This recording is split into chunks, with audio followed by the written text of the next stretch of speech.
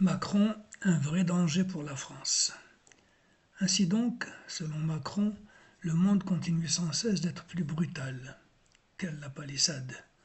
Un moment, je me suis dit, tiens, il se décide enfin à parler de la Palestine, des dizaines de milliers de morts, dont une majorité de femmes et d'enfants, sans compter les traitements inhumains infligés aux otages détenus sans procès dans les geôles israéliennes. Un moment seulement.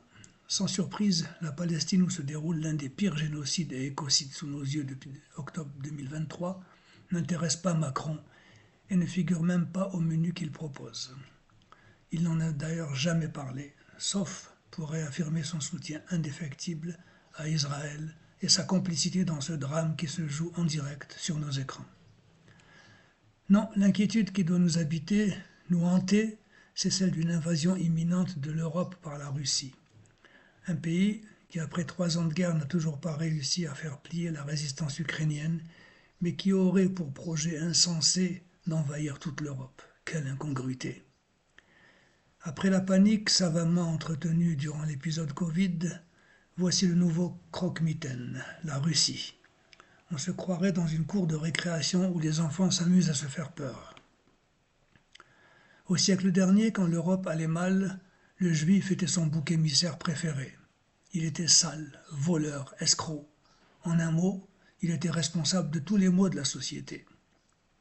Depuis la fin de la Seconde Guerre mondiale, leur mauvaise conscience aidant, après 2000 ans de persécution, les Européens réhabilitent les Juifs et se sont trouvés un nouvel ennemi commun, le Russe.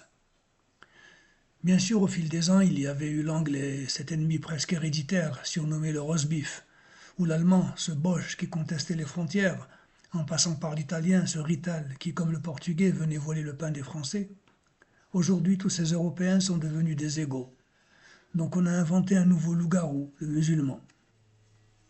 Terrorisme, un mot extirpé du fond des siècles, créé entre 1789 et 1794, à l'époque de la Révolution française, quand la terreur régnait en France. Aujourd'hui, par un habile tour de passe-passe, on a réussi à assimiler le terrorisme aux musulmans. Alors qu'Al-Qaïda, Ben Laden ou encore l'État islamique sont des créations de l'Occident qui les a largement utilisées. Sans compter tous les actes de terrorisme commis par l'Occident et l'OTAN sous le prétexte fallacieux d'imposer la démocratie et qui consistaient à bombarder des villes et des villages, massacrant enfants, femmes et hommes sans distinction. Un peu partout en Afrique, dans le monde arabe ou même en Europe, afin de morceler la Yougoslavie. La liste est tellement longue. Le programme de Macron est bien plus important que de s'occuper de la situation catastrophique de la France et du moral des Français. Là, il s'agit de déclencher un conflit planétaire pour le bien de l'humanité, ce qui lui permettrait de continuer à gérer la France par la terreur entretenue et, pourquoi pas, de faire perdurer son règne au-delà de l'échéance fatidique de 2027, date des futures élections présidentielles qui agitent tout le monde politique français. Toujours selon Macron, la prospérité de la France et sa sécurité seraient menacées. Une pirouette impressionnante pour cacher son bilan calamiteux, alors qu'en réalité le pays n'a besoin de personne pour courir à sa ruine. Son président seul suffit. Un président devenu maître dans la manipulation des peurs et la gestion d'un pays par la terreur fantasmée, imaginée par un esprit perturbé. En réalité, Macron est le seul véritable danger pour la France.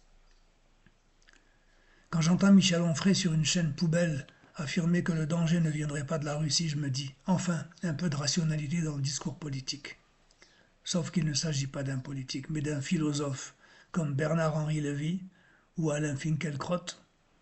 C'est théoricien de la haine et du mépris pour les autres, et son propos m'a sidéré. Pour lui, le danger est algérien, rien que ça. Selon cet esprit embruiné, l'Algérie lancerait des appels à la guérilla et se déclarerait ennemi de la France. Encore un qui a dormi longtemps et qui se croit en 1954. Mais lui, conscient du danger à s'attaquer à la Russie, préfère un ennemi qu'il pense être à sa portée. Détrompez-vous, monsieur le philosophe. L'Algérie n'est pas une proie facile. Elle l'a prouvé au monde quand elle se battait pour son indépendance avec des fourches et des couteaux contre l'une des armées les plus puissantes et les mieux armées de la planète, avec le soutien de l'OTAN. Mais cette histoire que vous n'arrivez pas à digérer, vous la connaissez, Rachid Hemmou.